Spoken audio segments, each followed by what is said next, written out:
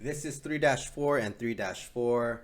Number 8, you're going to write an equation of the line that describes the following. So A, the line parallel to y equals negative 1/3 x plus 5 with a y-intercept of 1. So we know that we want to write this equation, okay? Y equals to the slope, which is m, the x, and add the y-intercept, which is going to be that b value, okay? The issue is, how do we get the slope? Well, we want to find a slope that is parallel to this. So this line has a slope of negative 1/3. So for it to be parallel, the slope has to also be the same. So it also has to be negative 1/3. The y-intercept here says it's a 1, so the b equals to 1. So all you have to do is plug in those values, okay? The slope is going to be negative 1/3. Then the y is going to be a 1. And you're done.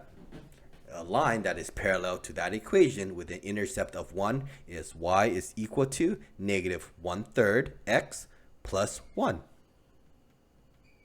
Let's take a look here. The line perpendicular to that and passes through this point, okay? This is slightly different. This, notice it passes through a point, okay? So this one, you're going to have to use a different formula. This is called the point slope, okay? The point slope equation is defined as y minus y1 equal to m, which is your slope, parentheses x minus x1, and you close that, okay? You're going to need the point. So your point is right here. This is your x value. This is your x value here from your slope, from your point, I'm sorry.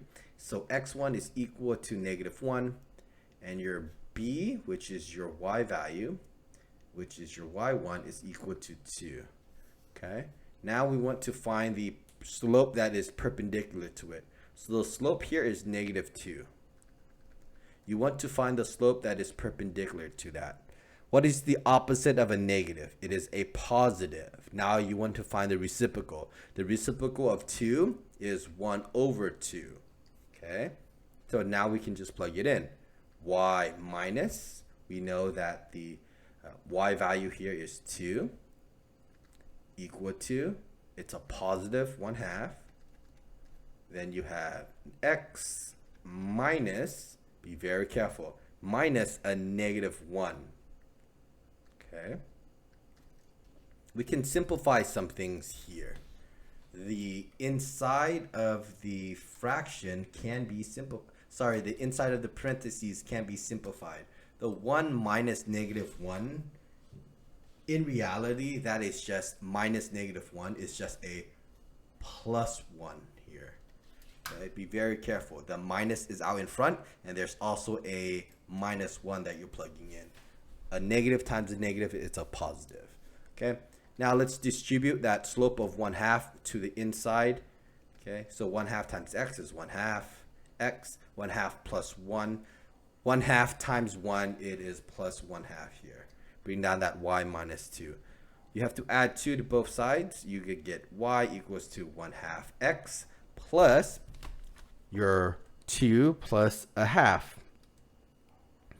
And that's going to be equal to 5/2. So there you go.